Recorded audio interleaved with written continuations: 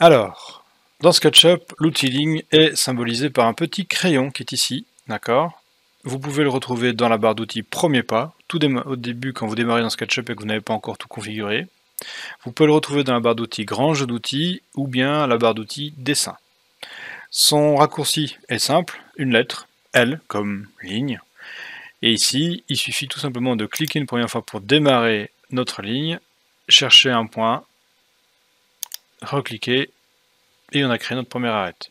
Vous pouvez le faire assez aléatoirement, mais vous pouvez également le faire en faisant un premier clic ici pour démarrer votre ligne, et en bas à droite, vous regardez, vous avez la longueur. Longueur que je peux donner maintenant, par exemple 4500, entrée, et puis continuer avec mon outil ligne pour continuer simplement à en faire de nouvelles.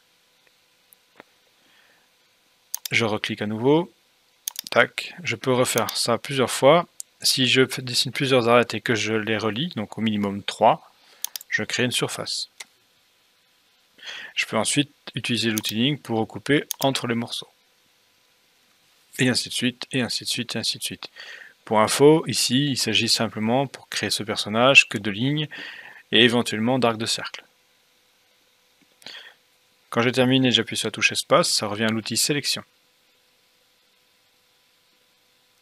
Petite astuce également, quand vous êtes en train de travailler sur la ligne et que vous avez besoin de vous arrêter, vous pouvez faire échappe pour reprendre à zéro.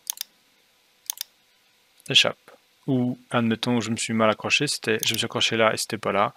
Échappe pour m'accrocher au bon endroit. Les touches de modification avec l'outil ligne. Alors, nous avons la touche Alt, la touche Maj ou Shift et les flèches du clavier. On va commencer par les flèches du clavier. Donc, je peux prendre l'outil ligne, L, s'il veut bien, voilà. Et à partir de là, je peux décider de verrouiller sur les axes de couleur rouge, vert, bleu, voire même rose. Alors, petite astuce, depuis la version 2022, vous pouvez verrouiller avant de commencer à utiliser votre ligne. C'est pas toujours évident parce qu'on ne sait pas trop dans quelle direction aller, donc moi je conseille quand même de commencer par cliquer pour démarrer votre première ligne. Un simple clic. La flèche de gauche vous permet de verrouiller l'axe vert, la flèche de droite permet de verrouiller l'axe rouge, et la flèche du haut permet de verrouiller l'axe bleu. Vous avez également la flèche du bas qui permettra de faire un verrouillage parallèle ou perpendiculaire. Donc je vais commencer par du vert, tac, voilà, j'ai besoin de me balader, du rouge, pourquoi pas, tac, puis là je fais un peu aléatoire, et ici par exemple j'ai besoin de ne pas faire du bleu mais de faire perpendiculaire à cette ligne, donc j'appuie sur la flèche du bas. La première fois que je clique, elle est rose, parallèle, la deuxième fois que j'appuie sur le bouton, elle devient perpendiculaire. Elle est vraiment perpendiculaire à la ligne juste avant. Vous voyez? Donc parallèle, une deuxième fois, perpendiculaire. J'ai l'axe bleu également, flèche du haut, ce qui me permet de monter ou de descendre. Flèche droite, rouge, flèche du haut, bleu, et je peux éventuellement même lui dire je veux m'accrocher ici. Je repars. Alors ça peut se faire manuellement, ou ça peut se faire en bloquant à nouveau la flèche rouge de droite pour le rouge. La touche Maj. Alors la touche Maj avec l'outil ligne, c'est assez simple à utiliser.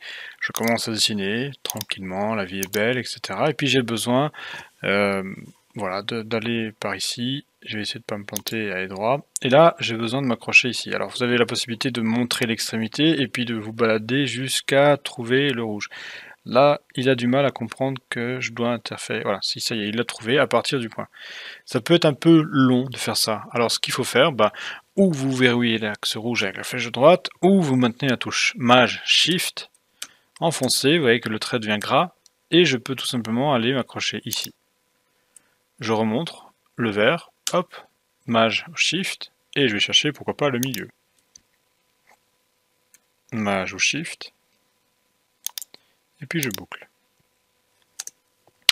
La touche Maj ou Shift vous permet tout simplement de verrouiller l'inférence de direction.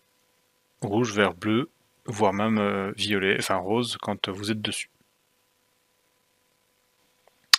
Et enfin la touche Alt. Alors la touche Alt, quand vous avez l'outil ligne en main, elle va vous permettre d'avoir des options d'accrochage, d'inférence. C'est-à-dire qu'en gros, elle va vous permettre de choisir entre, quand vous dessinez votre ligne, vous avez rouge, vert, bleu et éventuellement rose qui apparaissent naturellement. Et bien avec la touche Alt, on peut désactiver ce système. Par exemple, je ne veux pas avoir de rouge, de vert ou de bleu, j'appuie sur la touche Alt, et là je n'ai plus aucune couleur qui apparaît. Je n'ai même pas les couleurs roses si jamais j'avais eu la parallèle ou le perpendiculaire. Ok? Donc là je peux dessiner vraiment librement ma ligne. Ensuite j'ai la touche Alt que je renfonce pour une deuxième fois. Cette fois-ci, je suis inférence parallèle perpendiculaire uniquement, c'est écrit, hein. Et là il va me trouver uniquement les roses. Perpendiculaire, parallèle. Perpendiculaire, et bon là c'est un peu plus difficile, mais parallèle. Ok? Ça peut être très pratique dans certains cas. Et finalement, si vous rappuyez une troisième fois sur la touche Alt, vous réactivez le rouge, le vert, le bleu. Bon là c'est difficile de retrouver le vert, forcément. Ah, il n'a pas pris en compte. Tout désactiver. Perpendiculaire uniquement.